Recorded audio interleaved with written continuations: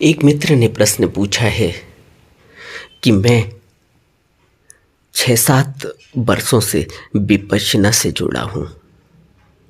मैंने कुछ 10 दिनों वाले कोर्स भी किए। पिछले कुछ सालों से मुझे ड्रिंक करने की आदत पड़ गई क्योंकि मेरी जॉब एक अत्यधिक ठंडे प्रदेश में है और इसलिए मुझे ड्रिंक करने का मन करता है। मैंने ड्रिंक छोड़ी भी, लेकिन फिर मैंने शुरू कर दी। फिर मेरा ड्रिंक करने को मन करता है। कुछ मार्गदर्शन करें। विपश्यना एक बहुत ही प्राकृतिक मेथड है, प्राकृतिक विधि है ध्यान की। इसलिए प्राकृतिक है क्योंकि इसमें अपनी तरफ से कुछ भी नहीं करना होता। इसमें तो जो कुछ भी प्रकृति कर रही है उसको सिर्फ महसूस करना है, उसको देखना है। प्रकृति हमें सांस लेने में मदद करती है, प्रकृति हमें सांस से जोड़ती है, प्रकृति ने ही हमें सांस दी है और प्रकृति ही इस सांस को ले रही है हमारे अंदर, जिसको हम कह रहे हैं। हम का अर्थ यहाँ पर हम अपने को एक आइडेंटिटी में पेश करते हैं, लेकिन जो हम सांस ले रहे हैं वह कुदरतजन्य है। अपनी तरफ से हम नहीं कर पाते सांस लेने का कार्य, यह स्वतः ही चल रहा होता है। इसीलिए तो सोए हुए भी हम सांस लेते हैं। इसीलिए तो कोई काम में पूरी तरह से डूबे हुए होने पर भी हमारी सांस चलती रहती है। इस प्राकृतिक तरीके से जो कुछ हो रहा है उसको देखते रहना ही विपश्यना है। पीछा करना, आती जाती सांस को देखते हुए उसका पीछा करना, ऐसा समझ लें।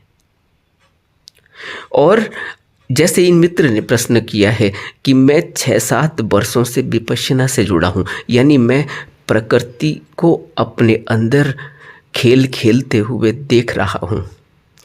प्रकृति मेरे अंदर क्या कर रही है यह मैं 6-7 वर्षों से उसको महसूस कर रहा हूं।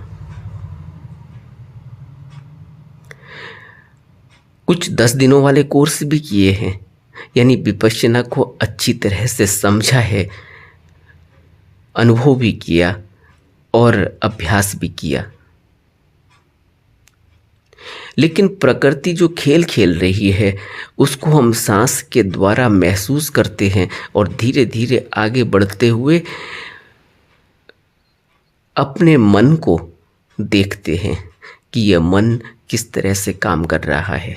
जब हम मन को देखते हैं तो चित्त को देखते हैं, चित्त में लगे हुए धर्मों को देखते हैं, चित्त में चिपकी हुई आदतों को, चित्त में चिपके हुए विकारों को देखते हैं कि कैसे यह लगे हुए हैं और कैसे देखते देखते हम एक दृष्टा भाव से इनसे ऊपर निकल जाते हैं। यह सामने चलते रहते हैं एक दृश्य की तरह और हम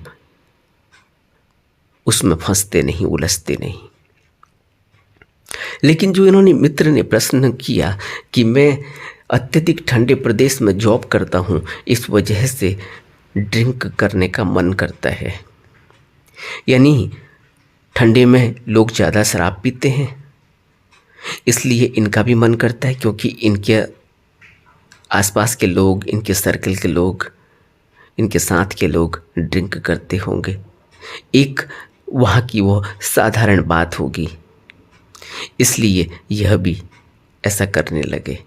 लेकिन करते समय इन्होंने यह नहीं समझा कि मन इससे रुकेगा नहीं, ठंड इससे रुकेगी नहीं।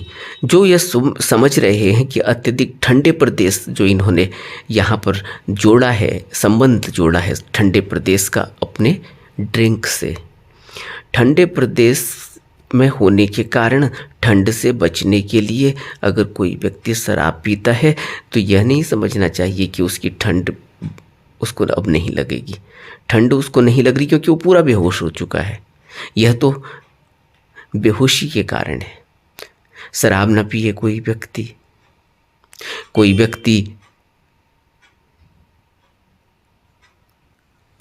कोई दूसरा नशा कर ले तब भी उसको ठंड नहीं लगेगी। कोई व्यक्ति ऐसा नहीं है क्या? इनसे अगर मैं प्रश्न पूछूं, क्या उस ठंडे प्रदेश में एक भी व्यक्ति ऐसा नहीं जो शराब नहीं पीता? जब वो शराब नहीं पीने वाला व्यक्ति अपना जीवन जी सकता है उस ठंडे प्रदेश में, तो फिर मैं क्यों नहीं जी सकता? मैं भी तो एक आदमी हूँ, वह भी एक आदमी होगा जो बिना पिए अपना जीवन जी रहा है, वो जो बिना पिए अपने सारे कार्य करता है, जो बिना पिए अपने पूरे परिवार की देखभाल करता है, अपनी नौकरी भी करता है, अपने सारे कामकाज करता है। उसका मन उससे नहीं कहता कि शराब पियो, यह बहुत ज़रूरी है क्योंकि तुम ठंडे प्रदेश में हो। तो कहने का अर्थ मेरा यह है कि मन इसी तरह से भरमाता है, मार इसी तरह से पीछे बढ़ता है। यह मार की चाल है कि एक मनुष्य को जो रास्ते पर चल रहा हो, जो आध्यात्म की ओर बढ़ना चाहता हो, जो अपने को जानना और समझना चाहता हो, उसको उस मार्ग से भटका देना। और यह व्यक्ति भटक गए। इन्होंने यह समझा कि अत्यधिक ठंडे प्रदेश की वजह से तुम्हें पीनी बहुत ज़रूरी है, नहीं तो तुम्हारा जीवन बर्बाद हो जाएगा, तुम बीमार पड़ जाओगे, तुम्हें ठंड लग जाएगी। इन्होंने अपने मन में यह सजेशन नहीं दिया कि जो व्यक्ति शराब नहीं पीते क्या उनका जीवन नहीं चल रहा है? क्या जो व्यक्ति शराब नहीं पीते वह सब बीमार ही हो रहे हैं ठंड लगने की वजह से? या जो शराब नहीं पीते क्या उनको नींद नहीं आती? क्या वह अपना साधारण जीवन नहीं बिता रहे हैं? तो यह सारी बातें हमें बहुत गहरे में अपने को ऑटो सजेशन देना होगा, अपने को तर्क देना होगा, तर्क से समझना होगा चीज़ों को कि क्या जो मैं कर रहा हूँ, सोच रहा हूँ, क्या ऐसे लोग नहीं हैं जो अपना जीवन बहुत साधारण तरीके से जी रहे हैं? और फिर इन्होंने एक और बात कही कि मैं 6-7 वर्षों से विपश्यना से जुड़ा हूँ, विपश्यना करता हूँ, 10 दिनों के कोर्स भी किए, तो फिर तो मुझे बहुत अच्छी तरह से मन की समझ होनी चाहिए, क्योंकि मैंने मन को दृष्टा के भाव से देखा है, दृष्टा की तरह देखा है, आनापान स्मृति योग में देखा है, विपश्यना में देखा है।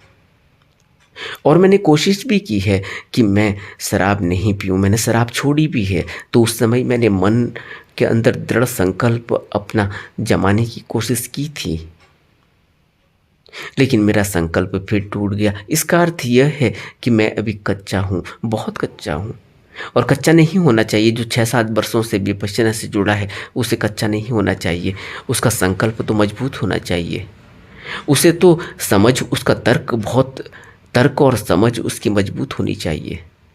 एक अच्छे तर्क वाला व्यक्ति कुछ भी कृत्य करता है तो पहले तर्क को आगे रखता है। इसीलिए तो बुद्ध कहते हैं कि तुम मेरी बात को ऐसे ही मत मान लेना कि यह मैंने कही है, तुम उसको अपने अनुभव में लाओ, और जब तुम्हारे अनुभव में आ जाए तब तुम उसको मानो। यही बात इन मित्र के साथ भी लागू होती है कि जब तुम विपश्यना कर रहे हो तो तुम्हें मन की चाल का पता नहीं चला, तुम इस मन को समझ नहीं पाए, तुमने अपने धर्म, अपने विषय, अपने विकार इस चित्त में लगे हुए नहीं देखे, तुम्हें वेदनाएं, संवेदनाएं महसूस नहीं हुई।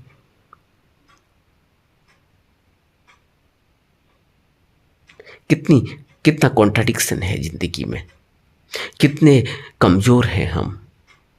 और एक तरफ से हमारा अहंकार इतना है कि हम किसी की तू को बर्दाश्त नहीं करते। किसी ने हमें तू कह दिया, हमें वो बर्दाश्त नहीं। किसी ने हमारी तरफ टेढ़ी आंख से देख दिया, हमें वो बर्दाश्त नहीं। लेकिन हम मन की इन चालों को नहीं समझ पाते, हम इन तक कमजोर हैं अंदर से। और एक साधारण व्यक्ति कमजोर हो तब भी समझ में आता है हम तो विपश्यना कर रहे हैं। हम तो समझते हैं, मन की कमजोरी को समझते हैं, अपनी कमजोरी को समझते हैं, फिर हम इतने कमजोर क्यों हो गए? इसका मतलब हमने विपश्यना को ठीक से अभी समझा नहीं। विपश्यना का अर्थ ही यही है कि मैं प्रकृति को समझ रहा हूँ, मैं प्रकृति के साथ साथ चल रहा हूँ। मैं जो मेरे अंदर प्रकृति है, इस प्रकृति को पूरी तरह से संवेदनाओं में महसूस कर रहा हूँ। प्रकृति ने हमें बनाया है। इन 4 भौतिक तत्वों से यह शरीर का निर्माण होता है। इसमें पृथ्वी का तत्व है, इसमें अग्नि का तत्व है, इसमें जल का तत्व है, इसमें वायु का तत्व है। और ये चारों तत्व जो एक दूसरे के दुश्मन हैं, क्योंकि अग्नि को हवा खा जाती है और अग्नि जल को अपने में समा लेता है, सुखा देता है, और जल पृथ्वी को अपने में समा लेता है। लेकिन ये चारों एक दूसरे के विरोधी तत्व हमारे शरीर में कितनी कुदरत जन्य तरीके से कृत्य कर रहे हैं। पूरे संजो कर इन्होंने इस शरीर को रखा हुआ है, ये चल रहा है, विरोधी तत्व होने के बावजूद चल रहा है। तो क्या हम ये कह सकते हैं कि हम ठंडे प्रदेश में हैं तो इसलिए हमें शराब पीनी बहुत जरूरी? नहीं, बिल्कुल जरूरी नहीं है। अब जाकर देखो, जो व्यक्ति शराब नहीं पीता उसकी दिनचर्या को पूछो, वो तुमसे ज़्यादा मेहनत करता रहा होगा। उसकी दिनचर्या को पूछो, वह तुमसे ज़्यादा स्वस्थ होगा। उसकी दिनचर्या को देखना, वह तुमसे ज़्यादा सामाजिक होगा।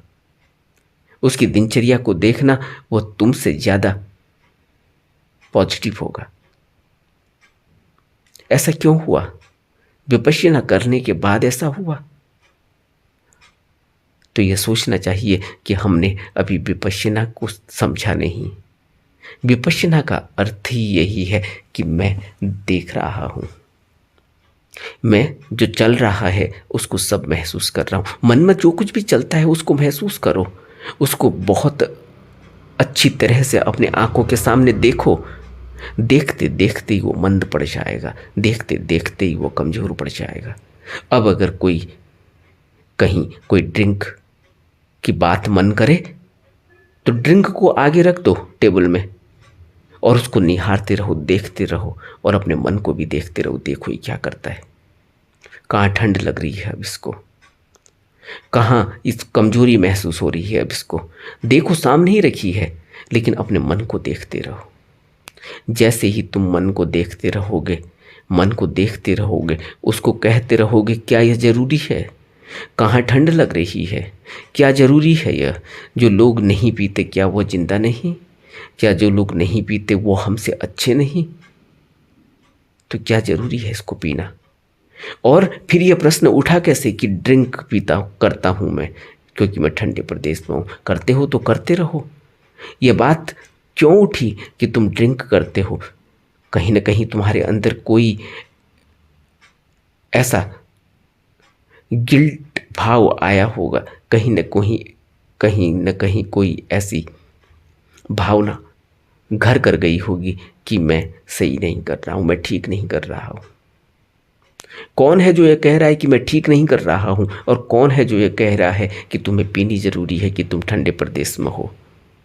इन दोनों बातों को एकांत में बैठकर विपश्यना करते हुए महसूस करो। कोई जरूरी नहीं है। तुम बिना ड्रिंक किए एक बहुत अच्छे इंसान हो और अच्छे इंसान बने रह सकते हो। तुम बिना ड्रिंक करे हुए अपनी जिंदगी को बहुत अच्छे तरीके से चला सकते हो, लोगों का भला कर सकते हो, अपनी सेवा दे सकते हो। क्योंकि तुम्हारे अंदर यह भाव पैदा हुआ है कि तुम ठीक नहीं करते, तभी तो तुमने प्रश्न किया। नहीं तो तुम विपश्यना भी करते हो, ड्रिंक भी करते हो, तो करते रहो। क्यों ऐसा भाव आया कि ये गलत है? इसलिए क्योंकि बेहोशी का अंदाजा भी कहीं लग रहा है। विपश्यना करने से यह भी फायदा तो हुआ ही है कि कहीं ना कहीं अपनी बेहोशी का पता भी चलता है कि मेरा मन कितना बेहोश हो चुका है, कितना टूट चुका है, कितना निर्भर हो चुका है शराब पर। जबकि मन में दृढ़ संकल्प होना चाहिए। बुद्ध के दृढ़ संकल्प को हम समझते हैं। बुद्ध का दृढ़ संकल्प कितना रहा होगा, जरा सोचो, कल्पना करो अपने दृढ़ संकल्प को। जब तुम इतना कमजोर पा रहे हो तो अब बुद्ध के दृढ़ संकल्प को सोचो कैसा रहा होगा, जिसने राजपाट छोड़ दिया, जिसने अपने माँ बाप छोड़ दिए, जिसने अपना परिवार छोड़ दिया, पत्नी छोड़ दी, बच्चा छोड़ दिया, जिसने अपने इतने यार दोस्त मित्र और इतने सेवक छोड़ दिए, जिसने अपने को बिल्कुल ही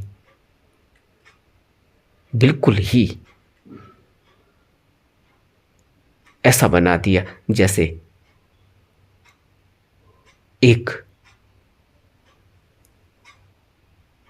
जिसके पास कुछ भी नहीं हो।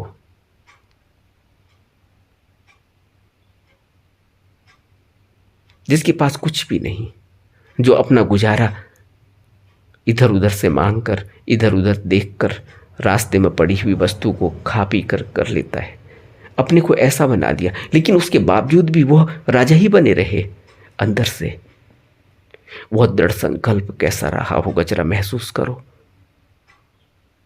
जो लोग भिखारी होते हैं, रास्ते पर, रोड में, सड़क पर रहते हैं, सड़क पर चलते हैं, सड़क पर मांगते हैं, वो तो अंदर से भी भिखारी होते हैं, बाहर से भी भिखारी होते हैं। लेकिन बुद्ध को हमने बाहर से वैसा देखा, लेकिन अंदर से बुद्ध राजा ही है। कैसा दृढ़ संकल्प रहा होगा, जरा सोचो।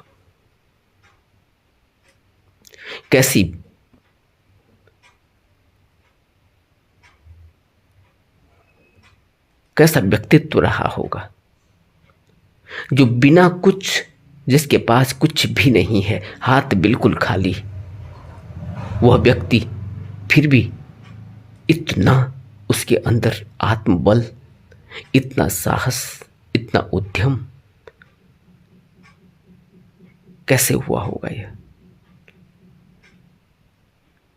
इतना तेज, इतना यश, इतना तप कैसे आया होगा कि कोई साधारण व्यक्ति, कोई सांसारिक व्यक्ति देखता भी है तो वह ठिठक जाता है कि कैसा व्यक्तित्व है यह, कैसी चेतना है यह, कैसी प्रज्वलित अग्नि की तरह ताप है इसमें, आंखों में इतना तेज और इतनी रोशनी है। इसीलिए तो राजा, उस समय के सभी, लगभग सभी राजा बुद्ध के दर्शन के लिए आते थे।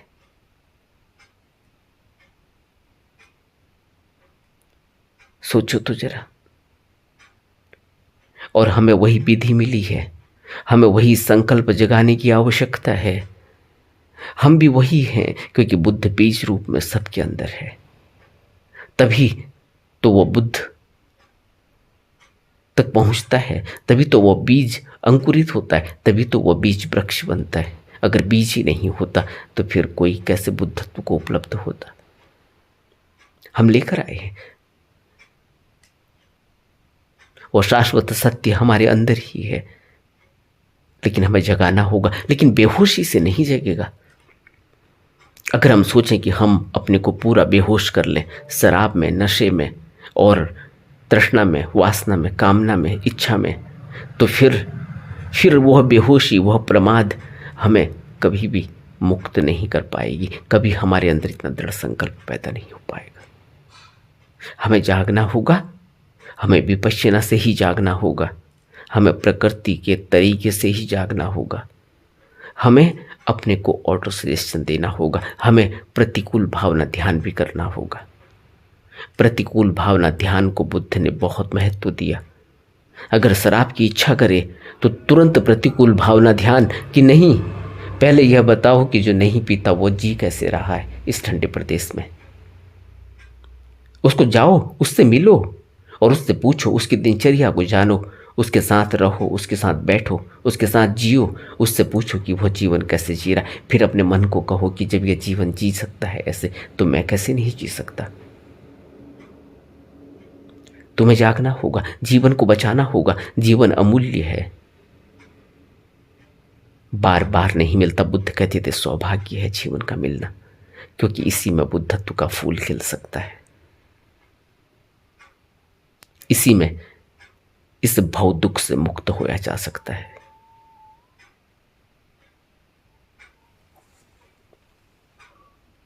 नमो बुद्धाय।